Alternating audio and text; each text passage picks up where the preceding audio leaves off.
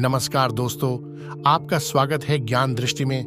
दोस्तों, middle east में फर्जी जीपीएस सिग्नल भेजकर विमानों को भटकाए जाने की शिकायतें मिल रही हैं। ये सिग्नल जमीन से मिल रहे हैं। इसे लेकर भारत सरकार के नागरिक उड्डयन महानिदेशालय डीजीसीए ने सभी भारतीय एयरलाइंस को एडवाइजरी जारी की है। डीजीसीए ने चिंता व्यक्त करते हुए कहा कि global navigation satellite system GNSS में स्पूफिंग की घटनाओं के कारण विमानन उद्योग अनिश्चितताओं से जूझ रहा है। ये विमान के नेविगेशन सिस्टम में घुसपैठ करने, जीपीएस सिग्नलों को ओवरराइड करने और विमान को भटकाने के लिए काफी है।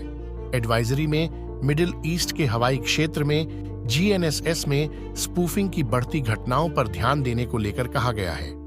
इसमें एयरलाइन से जीपीएस के जाम होने से निपटने के लिए आकस्मिक उपाय विकसित करने का आह्वान किया गया है।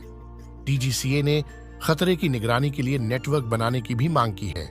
एडवाइजरी जारी करने का उद्देश्य विमानों पर संभावित खतरों को संबोधित करना है, जिससे इस चुनौती से निपटने के लिए एक रोड मैप बनाया जा सके।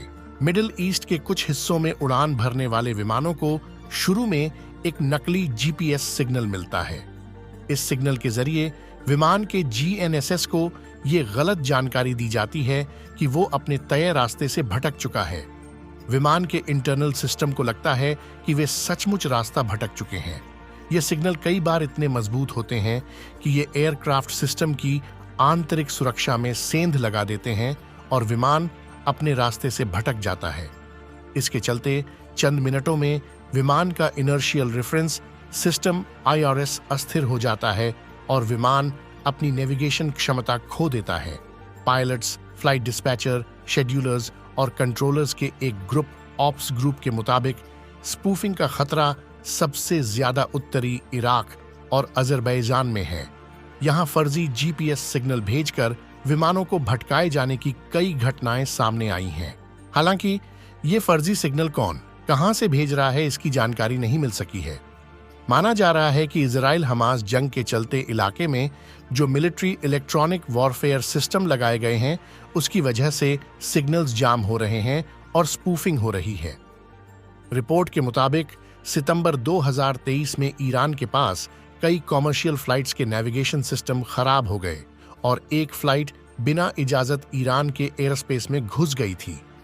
विमानों के जीपीएस में गड़बड़ी की अब तक करीब 12 घटनाएं सामने आई हैं। सबसे आखिरी मामला 20 नवंबर को तुर्की में अंकारा के पास दर्ज किया गया था। दोस्तों, आपका क्या कहना है इस बारे में? कमेंट में जरूर बताएं। मिलते हैं किसी और ऐसे ही जानकारी के साथ। तब तक के लिए नमस्कार।